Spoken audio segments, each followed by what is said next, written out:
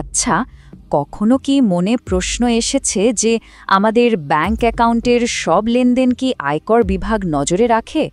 মানে savings account, current account, এমনকি credit card দিয়ে যা যা পেমেন্ট করা হয়, এর মধ্যে কোনগুলো সরকার পর্যন্ত পৌঁছায়?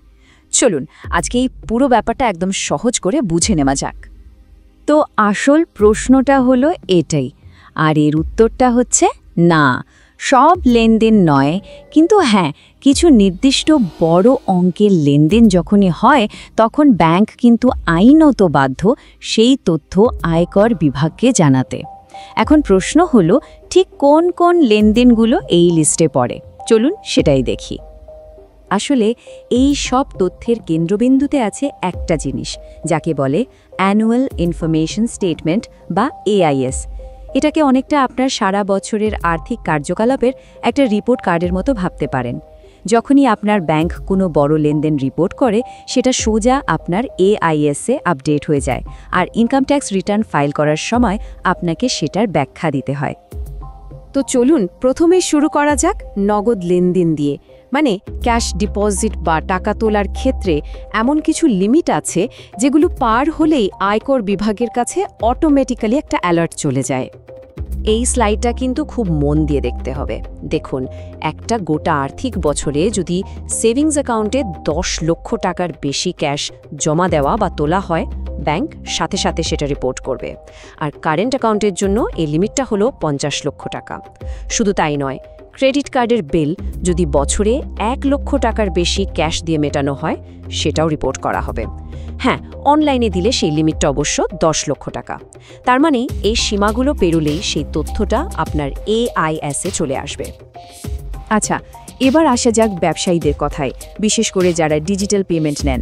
অনেকেই ভাবেন যে অনলাইন পেমেন্টে হয়তো তেমন নজরদারি নেই, কিন্তু এখানে কিন্তু একটা বড় ভুল হয়ে যেতে পারে। আপনার ব্যাংক অ্যাকাউন্টে কত টাকা ঢুকছে তার উপর ভিত্তি করেই জিএসটি রেজিস্ট্রেশন বাধ্যতামূলক হয়ে যেতে পারে।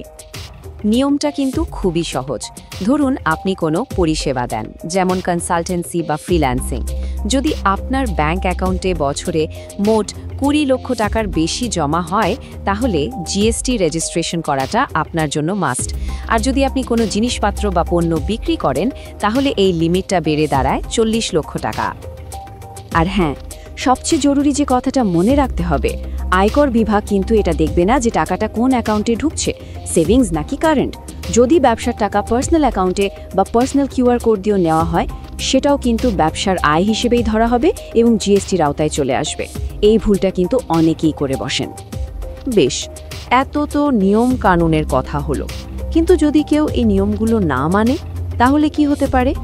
সত্যি বলতে এর পরিণতি কিন্তু বেশ গুরুতর হতে পারে। শুধু জরিমানা নয়, আরও অনেক বড় সমস্যা অপেক্ষা করতে পারে। স্ক্রিনের এই সংখ্যাটা একবার দেখুন, 84%। এটা কিন্তু কোনো ছোটোখাটো সংখ্যা নয়, কিন্তু কিসের 84%? এর মানে হলো, যদি অ্যাকাউন্টে জমা হওয়া কোনো বড় অঙ্কের টাকার উৎস ঠিকমতো ব্যাখ্যা করা না যায়, তাহলে সরকার সেটাকে আনএক্সপ্লেইনড মানি বা কালো টাকা হিসেবে ধরে নেবে। আর তার উপর ট্যাক্স আর পেনাল্টি মিলিয়ে প্রায় 84% পর্যন্ত কেটে নেওয়া হতে পারে। মানে আপনার টাকার প্রায় পুরোটাই চলে যাবে সরকারের কাছে। এখানেই শেষ নয়, বড় অঙ্কের ক্যাশ টাকা তোলার উপরেও টিডিএস বা ট্যাক্স কেটে নেওয়া হয়। যদি নিয়মিত আইটিআর ফাইল করা হয়, তাহলে বছরে 1 কোটি টাকার বেশি ক্যাশ তুললে 2% টিডিএস কাটা হবে। কিন্তু যদি আইটিআর ফাইল না করা হয়, তাহলে নিয়মটা অনেক বেশি কড়া। সেক্ষেত্রে মাত্র 2 লক্ষ টাকার বেশি তুললেই 2%, আর 1 কোটি টাকার বেশি তুললে 5% টিডিএস কেটে নেওয়া হবে।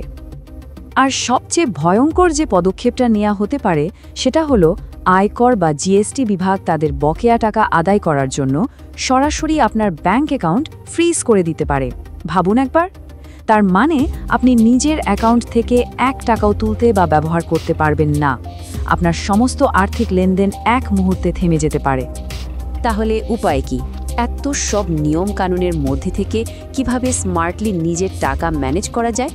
চলুন এবার কিছু কার্যকরী টিপস দেখে নিই, যা আপনাকে আইনি সীমার মধ্যে থেকেই আপনার অর্থ পরিচালনায় সাহায্য করবে। আসুন একটা দারুণ উদাহরণ দিয়ে ব্যাপারটা বুঝি। ধরুন 15 লক্ষ টাকার একটা ফিক্সড ডিপোজিট করার প্ল্যান আছে।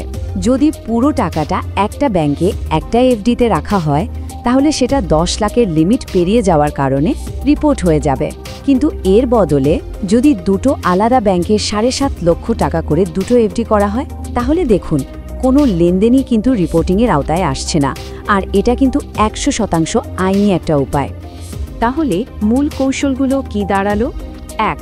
বড় লেনদেনের জন্য একাধিক ব্যাংক অ্যাকাউন্ট ব্যবহার করা। 2. আইটিআর ফাইল করার সময় ভুলেও কোনো ব্যাংক অ্যাকাউন্টের কথা উল্লেখ করতে বাদ দেবেন না। আর 3. নিজের সব টাকা শুধু ব্যাংকে না রেখে শেয়ার বাজার বা সম্পত্তির মতো অন্যান্য জায়গায়ও ছড়িয়ে দিন, এতে ঝুঁকিটা অনেক কমে যায়।